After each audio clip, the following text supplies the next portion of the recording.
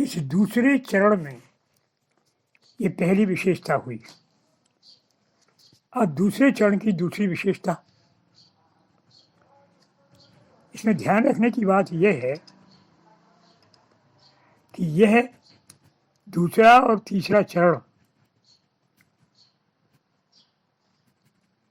ये मध्य का है और अब कुछ गरिष्ठ है, इसमें तथ्य हैं।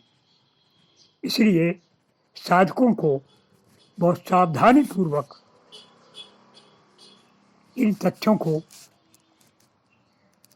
समझना चाहिए, क्योंकि यह तत्व इस पूरे दर्शन में बार बार आए हैं, अनेक बार आए हैं।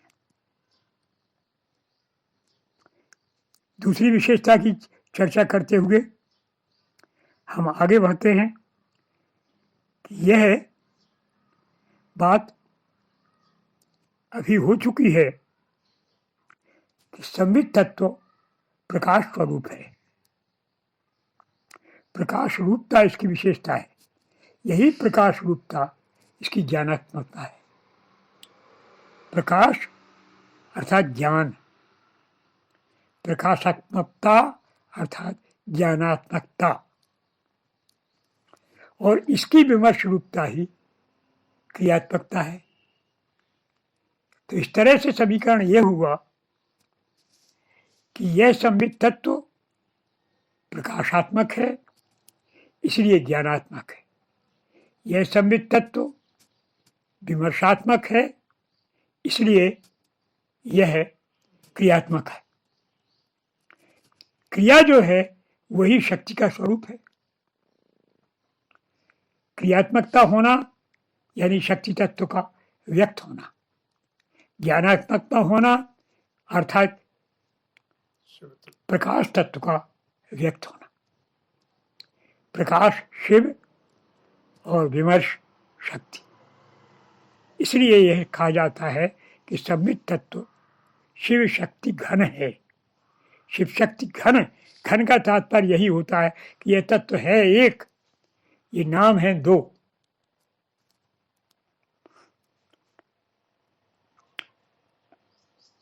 फिर से इसको समझ ले कि जब यह संवित तत्व अंतर्मुख होता है तब ज्ञानात्मक हो जाता है और तब इसकी शिवता प्रकट होती है, इसलिए शिव कहा जाता है।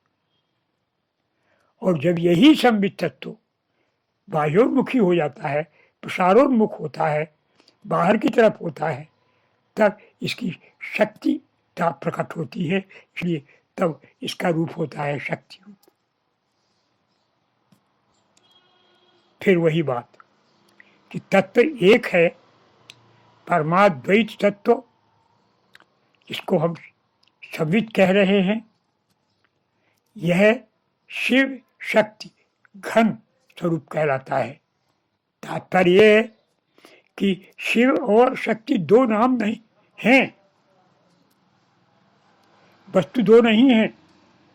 वही वस्तु जब अंतर्मुखी होती है तब कही जाती है शिव, और जब बहिर्मुखी होती है तो कही जाती है शक्ति। इसलिए हम इस बात को बराबर ध्यान में रखें कि शिव शक्ति दो नहीं है। इसको भेद नहीं कर सकते कि हम बांट दें कि यह शिव है, यह शक्ति है। एक है तत्व। यह तत्व शिव शक्ति की घन है। शिव शक्ति दोनों मिलकर के एक है, एक ही है, ऐसा। तो यह इसका दूसरी विशेषता हुई। पहली विशेषता ये हुई थी कि यह तत्व चित रूपात्मक है। चित के गुण बताए थे 5, उनका आप स्मरण कर लीजिए। दूसरी विशेषता यह बताई कि यह तत्व प्रकाश और विमर्शमय है। प्रकाश ही शिव है और विमर्श ही शक्ति है। प्रकाश का स्वभाव विमर्श है, इसलिए शिव शक्ति से अलग नहीं। ये दूसरी बात हुई। अब तीसरी बात पर आते हैं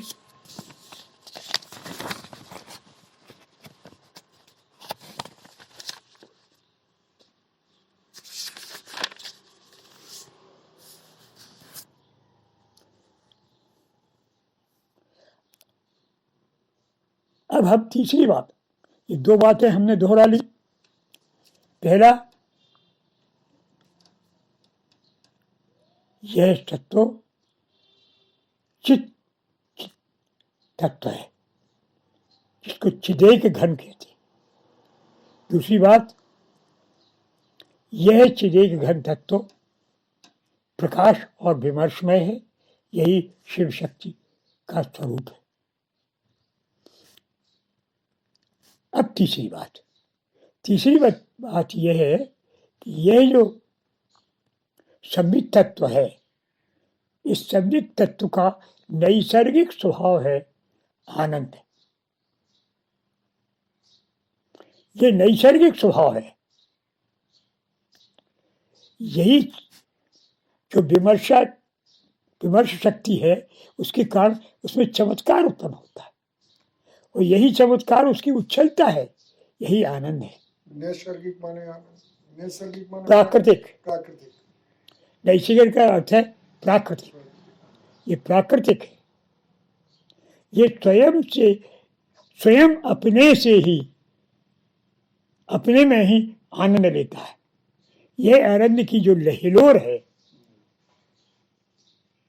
जो स्वयं से मिलना है, उसकी जो उसे एक समुद्र मान लो इसको, इसमें जो आंतरिक हिलोर है, वह उच्छलता, वह हिलोर, वही आनंद है।